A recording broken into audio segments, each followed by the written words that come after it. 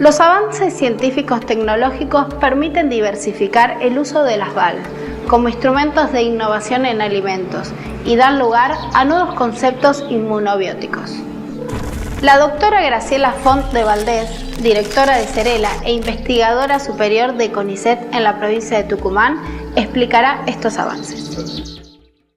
Como lo mencionan ahí, lácteos, bebidas en general, vegetales, carnes y panificados, pero que también en los últimos años ha cobrado relevancia una nueva gama de alimentos a los que se conocen como alimentos funcionales, donde los alimentos probióticos y específicamente las bacterias lácticas están cumpliendo un rol importantísimo y protagónico. En general, solamente a modo de presentación, estos microorganismos actúan sobre el sustrato, es decir, sobre la matriz alimentaria, a través de sus características, es decir, de sus enzimas y de su capacidad de adaptarse a distintos sustratos, generando sobre las proteínas, los lípidos y los hidratos de carbono modificaciones que van a influir no solamente en las características reológicas, estructurales del alimento, sino también van a generar bioaromas, es decir, van a contribuir al flavor y también van a contribuir a la nutrición o por lo menos a mejorar la calidad nutricional de estos alimentos si los comparamos con la materia prima original, dado que se generan aminoácidos, algunos de ellos son esenciales, y también algunos tipos de compuestos derivados de hidratos de carbono, como podrían ser los prebióticos. Esto, bueno, ya lo dije, genera una serie de modificaciones en la materia prima que van a afectar la calidad positivamente, por supuesto, la calidad del producto final. Es decir que mi propuesta, o por lo menos lo pensemos de esta manera, las bacterias lácticas, y en este caso específico los lactobacilos, y toda la evidencia científica que se genera a partir de ellos, van a poder ser utilizados como herramientas de innovación para generar competitividad en la cadena alimentaria o en la industria alimentaria y al mismo tiempo innovar y lograr productos diferenciados de mayor valor agregado.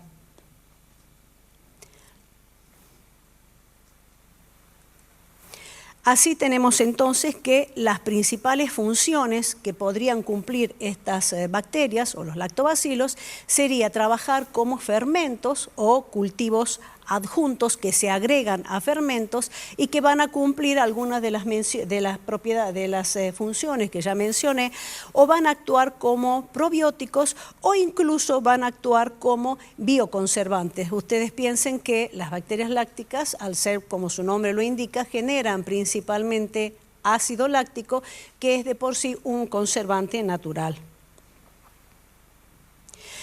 Y tomando el tema de los probióticos, que me parece que por ahí ustedes pueden pensar que es un tema perimido o que ya está completamente conocido, yo les diría, y en eso coincido con el doctor Carmuega, que estamos recién al comienzo de lo que podemos llamar una nueva mentalidad en lo que, si hablamos de nutrición, de una nutrición funcional que tiende más a eso que a conceptos como alimentación. Fíjense ustedes que de lo que consideramos probióticos han surgido luego una serie de términos relacionados que si lo establecemos, por ejemplo, en una escala de tiempo, nos damos cuenta que vamos, por ejemplo, desde la primera definición del año 1953, donde se pensaba que un probiótico es lo opuesto a un antibiótico, hasta la última definición de la FAO, donde habla que los probióticos son microorganismos vivos que cuando se consumen en cantidades adecuadas van a ejercer un efecto benéfico en el huésped. Pero más allá de esto, es conveniente considerar que han surgido a partir del término probióticos algunos otros términos que abren nuevas perspectivas para la innovación en alimentos y que tienen que ver, por ejemplo, con el término inmunobióticos, es decir, que son bacterias inicialmente probióticas, pero que son capaces de regular el sistema inmune de mucosas a distancia. Es decir, yo las puedo consumir oralmente y, por ejemplo, pueden tener un efecto preventivo en infecciones respiratorias o incluso en infecciones urogenitales. O, por ejemplo, el término inmunogénicos, que son compuestos que generan estos microorganismos, estos probióticos, y que también tienen un efecto positivo en la salud. Algunos de estos casos se los voy a comentar. Y lo más interesante, en realidad, es este término para probióticos, que en el año 2011 ha sido propuesto para comenzar a usar y que tiene que ver con, va más allá. ¿Por qué? Porque son microorganismos que tienen un efecto benéfico aún estando muertos o fracciones de ellos, con lo cual excede el término de probióticos, y probiótico, digamos que sería muy constreñido para hablar de esta nueva gama, digamos, de microorganismos benéficos. Podemos decir que, en base a esto, que los lactobacilos en general y las bacterias lácticas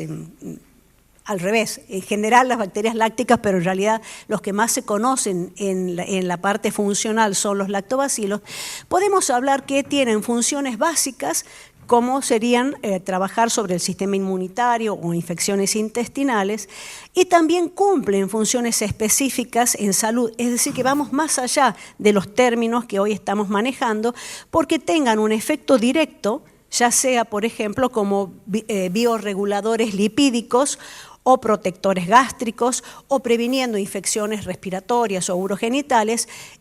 o bien un efecto indirecto porque o bien actúan sobre la matriz alimentaria, por ejemplo, actuando sobre proteínas alérgenas y destruyéndolas, o por lo menos degradándolas en componentes que no van a generar alergia una vez que esas proteínas son consumidas, o bien previniendo algunos casos de avitaminosis, porque, por ejemplo, en el caso de productos de base absolutamente vegetal, que son carentes de vitamina B12, nosotros encontramos algunas cepas de lactobacilos que producen esta vitamina y que, estando viva o muerta, están enriqueciendo el alimento de una manera o sea, biológica. Cuando hablamos de un alimento probiótico, en realidad, como decía el doctor Golombek, solamente podemos hablar de la punta del iceberg. Pero para poder decir que estos microorganismos son probióticos y que puedan incluso después llegar al mercado, estamos hablando de años de investigación. Diría, sin quedarme corta, de que por lo menos estamos hablando de 10 años de investigación. Desde el momento en que estos estudios se cumplen en realidad en 4 fases. Desde el momento de comenzar con una fase que le podemos llamar arbitrariamente fase 1, donde vamos a comenzar con estudios preliminares de cepas que pensamos que potencialmente podrían ser probióticas, siguiendo por estudios de fase 2, que son también estudios in vitro, pero más complejos. Ya acá, por ejemplo, vamos a diseñar, en el caso de que estemos pensando en un probiótico que va a actuar en el sistema gastrointestinal, hablamos de sistema gastrointestinal modulado, hablamos de cultivos celulares, hablamos de adhesión a células epiteliales y mucus, de expresión de genes, etc. E incluso, según si estos resultados nos fueran alentadores, ya podemos comenzar a pensar o poder comenzar con estas actividades de investigación y desarrollo, tendiendo luego a tener finalmente un paquete tecnológico.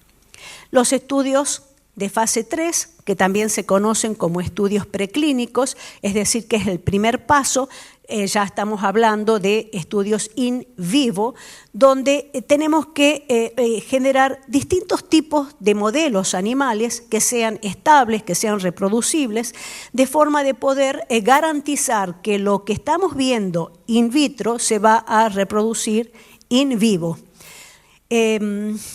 En el Cerela nosotros tenemos distintas líneas de investigación, muchas de ellas con probióticos, y para ello es necesario, de acuerdo a la funcionalidad que pensamos que puede tener esta cepa láctica, es necesario generar distintos modelos experimentales in vivo. Por ejemplo, se han desarrollado varios de estos modelos, como un modelo hipercolesterolémico, donde el probiótico actuaría, hay que probarlo por supuesto, regulando los lípidos del organismo, de los lípidos séricos, colesterol y triglicéridos. Esto es un caso que voy a mencionar. Lo mismo, por ejemplo, modelos de gastritis crónica y superficial, y crónica activa, es decir, estados crónicos y agudos de gastritis, y ver de qué manera la propuesta nuestra se valida en este tipo de modelos, porque actuarían como gastroprotectores o antigastritis. Luego, modelos de inmunodeprimido, luego modelos donde está faltando una vitamina esencial, y en este caso, por ejemplo, desarrollamos un modelo muy complejo de madres y la progenie, donde la deficiencia de vitamina, en este caso era vitamina B12, se dio en la madre, y lo impactante es ver de qué forma la progenie se ve afectada, no así la madre, o por lo menos físicamente no se notaban, pero sí la progenie tenía una serie de alteraciones, y muchos de ellos, incluso de los pequeños, de las crías, no llegaban a vivir. Luego tenemos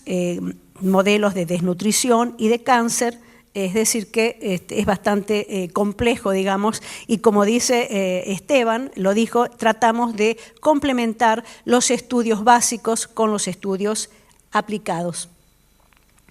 Finalmente llegan los estudios de fase 4, que son los más difíciles de lograr porque son muy costosos. Son los estudios clínicos que se hacen en humanos, generalmente humanos voluntarios, donde es necesario verificar que la dosis que se va a aplicar sea eficiente y que sea a dosis reales. Yo recuerdo hace algunos años que cuando comenzamos a trabajar en probióticos, y había un grupo que estaba trabajando con una leche fermentada con una cepa de Lactobacillus acidophilus, y para que tuviera efecto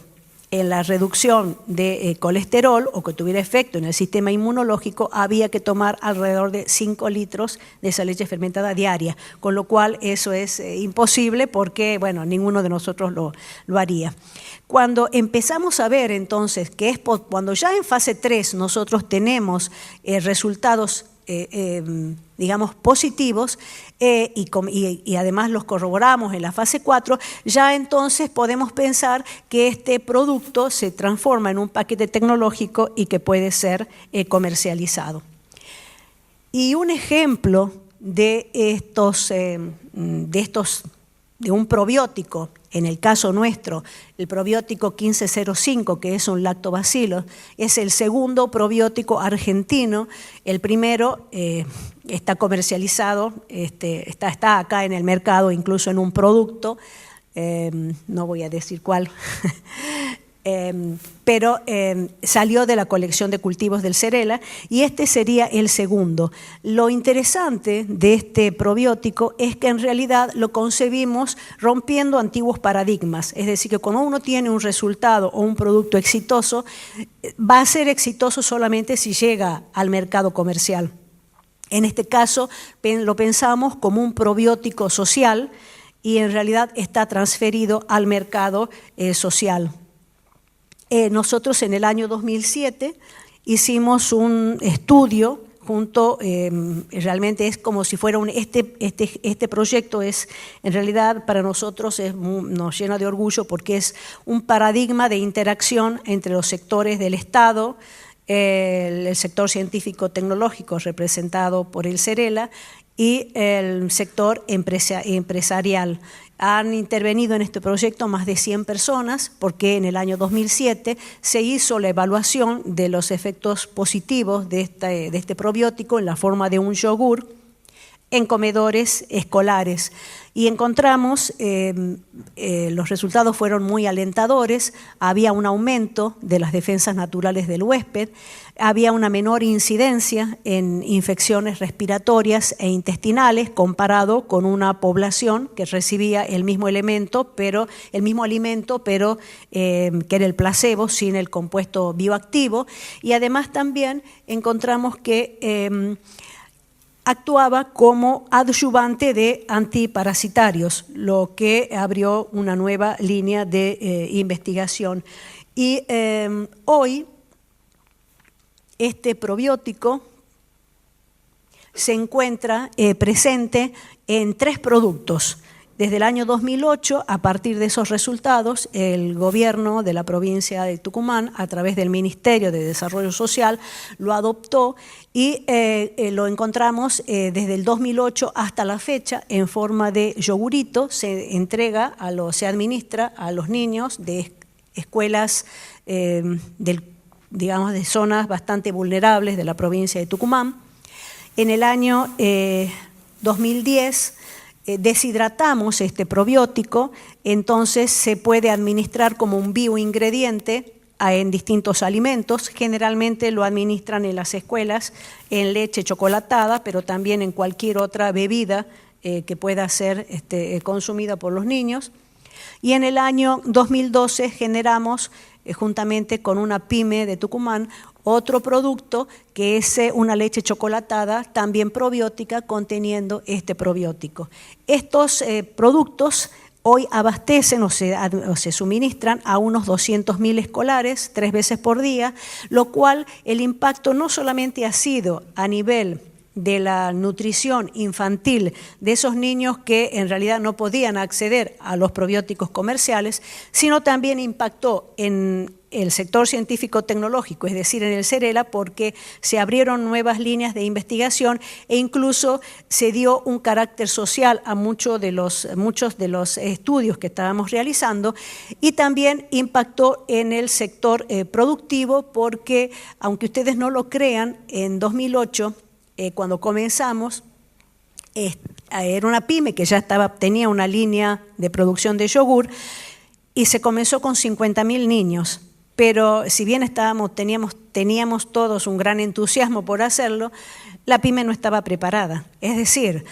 una cosa es tener un mercado fijo de 50.000 niños que había que entregar este yogurito 3 veces por semana, a tener una producción mucho menor de venta en el supermercado. Bueno, eso también, impactó positivamente, porque la planta láctea tuvo que innovar y tuvo que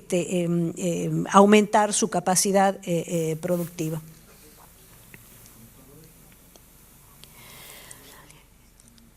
Bueno, volviendo al tema de los probióticos que tienen funciones específicas en salud, yo les voy a comentar 2 casos que tienen estudios incluso de fase 3, que uno es con la regulación de lípidos séricos y el caso de los protectores gástricos. Esto, por supuesto, este probiótico es el 1098, tiene los 3 estudios, fase 1, 2 y 3. Por supuesto que se puso a punto el modelo experimental de hipercolesterolemia, y cuando se administraba a la población, a los animales de experimentación, se veía que tanto en un tratamiento preventivo como en un tratamiento terapéutico había una disminución importante del colesterol en relación a los animales de bioterio que no recibían este probiótico, y también un perfil similar en el caso de los triglicéridos. Lo más interesante es que, por alguna circunstancia que aún no conocemos, este componente bio producía un aumento de la fracción de HDL, tanto en el tratamiento terapéutico como en el preventivo, que normalmente las drogas alopáticas no lo hacen. El mecanismo por el cual este probiótico 1098 tiene su efecto está relacionado con el metabolismo de las sales biliares. Y acá tenemos otro microorganismo que quiero presentarles, otro probiótico, que es el 1190. En este caso no es un lactobacilo, sino que es un Streptococcus thermophilus, es una cepa que normalmente forma parte del fermento de yogur, pero no todas las cepas de Streptococcus thermophilus tienen esta característica. Nosotros lo pensamos a este producto como una leche fermentada.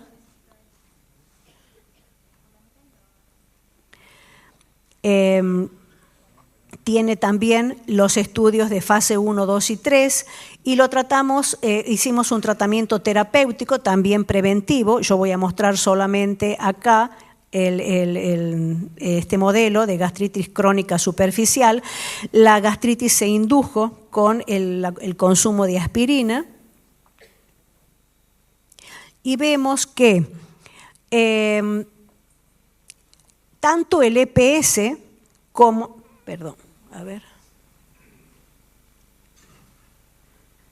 ahí está. Esta sería la célula gástrica cuando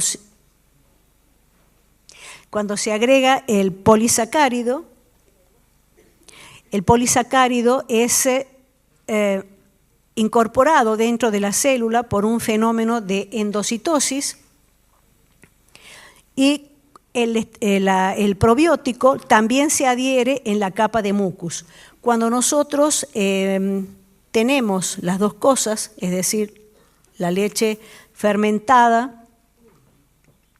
que tiene el probiótico y el polisacárido, vemos que hay un fortalecimiento de la capa de mucus, hay un aumento de la actividad y la proliferación celular, con lo cual esto es importante en el caso, por ejemplo, que hay inflamación o úlcera, porque hay una cicatrización más rápida, hay un efecto antiinflamatorio marcado. Además, también vimos que la presencia de tanto del polisacárido como de la cepa productora debilitan la unión del Helicobacter pylori, porque hay una competencia con los sitios específicos. Además, también hay una mayor tolerancia, digamos, a la secreción de ácido clorhídrico.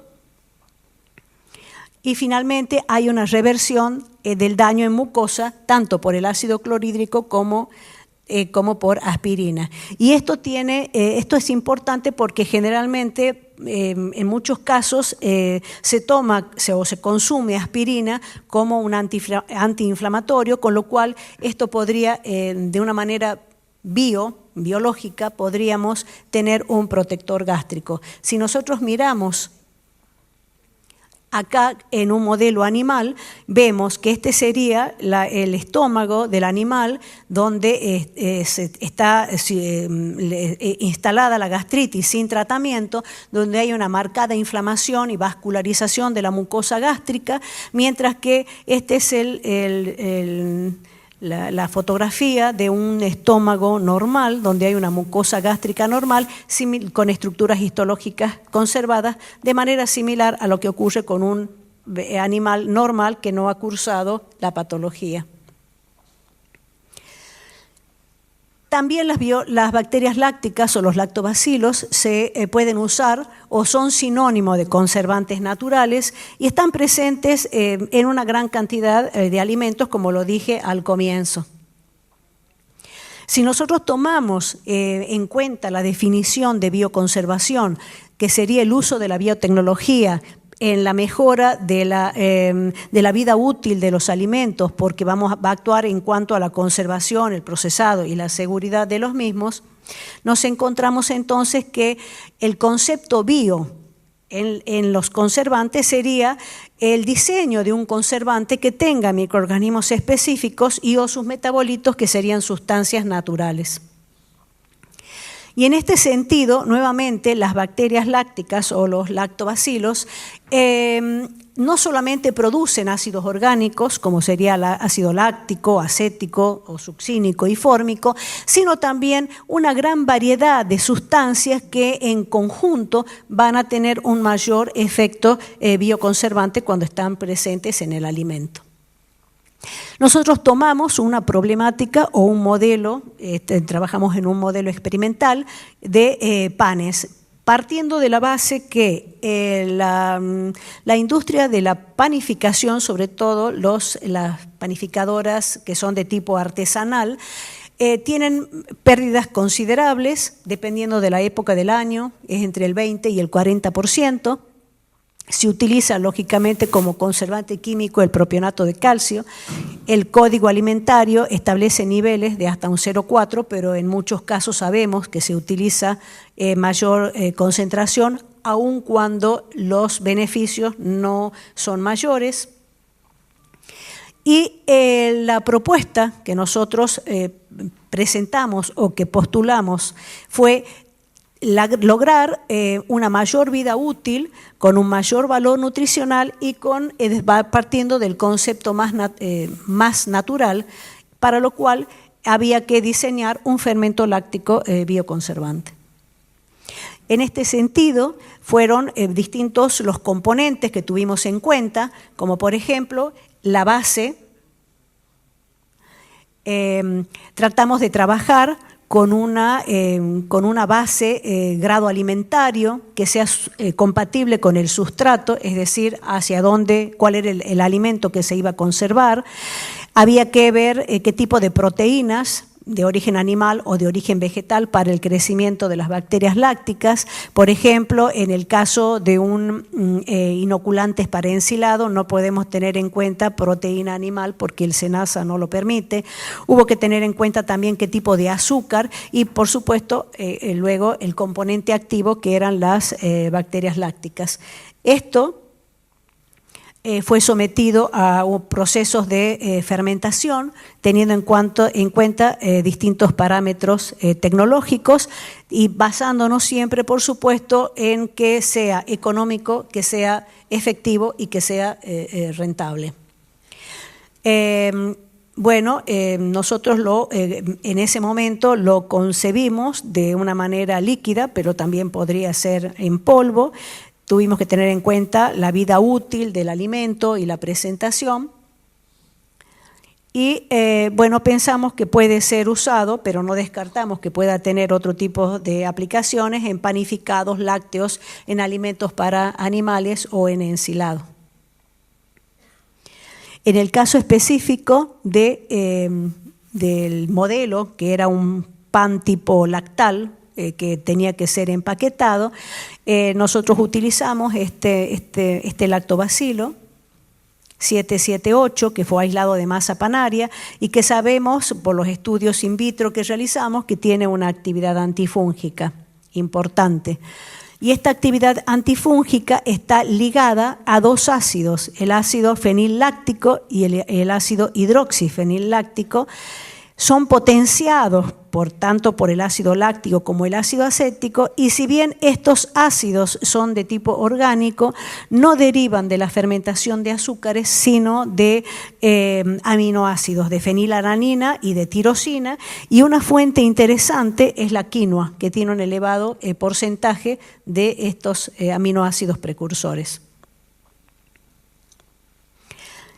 Así, cuando nosotros hicimos la validación de la hipótesis, y sí confeccionamos pan con levadura y el bioconservante. Las cantidades de propionato de calcio que usamos fueron 0,25 y 0,4, que era el máximo permitido por el código. En ambos casos se ve que hay una mayor acá, pero también el 0,4% que hay una contaminación fúngica. Y cuando nosotros agregamos, en este caso, el bioconservante, solo fue necesario un 0,25% de propionato de calcio para tener una conservación de estos panes es el tiempo que nosotros establecimos, luego lo extendimos y sabemos que puede llegar hasta los 25, 28 días de conservación a partir del uso de este bioconservante, y que permite entonces reducir aproximadamente un 40% la cantidad de propionato de calcio. Otro lactobacilo interesante para generar innovación es el Lactobacillus curvatus, que produce una bacteriocina, que es la 705,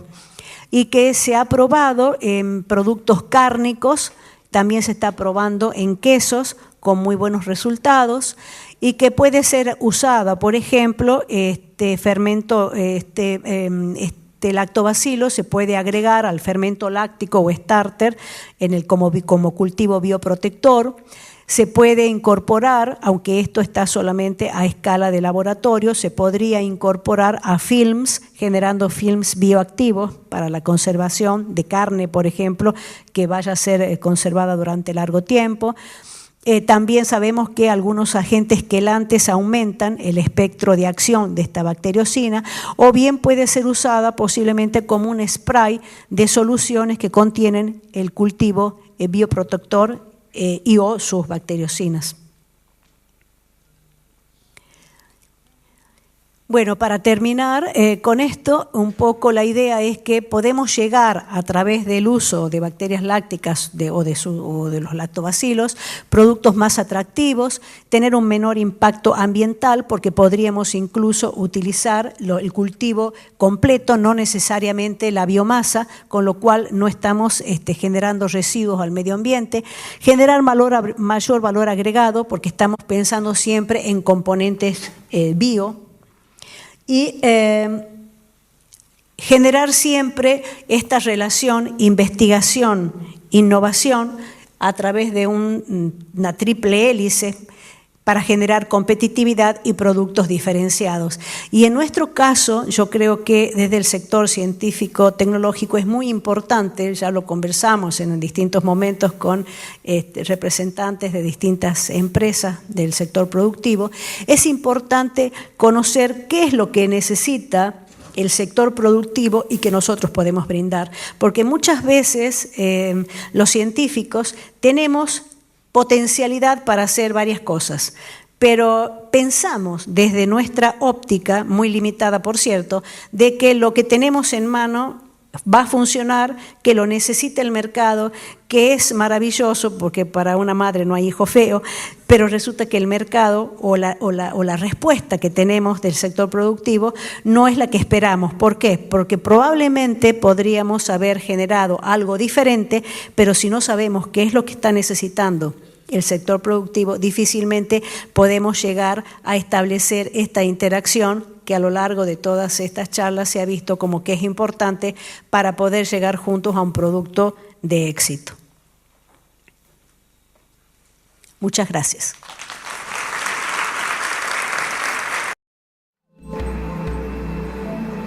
A continuación les presento un video enviado por la NASA especialmente para este evento.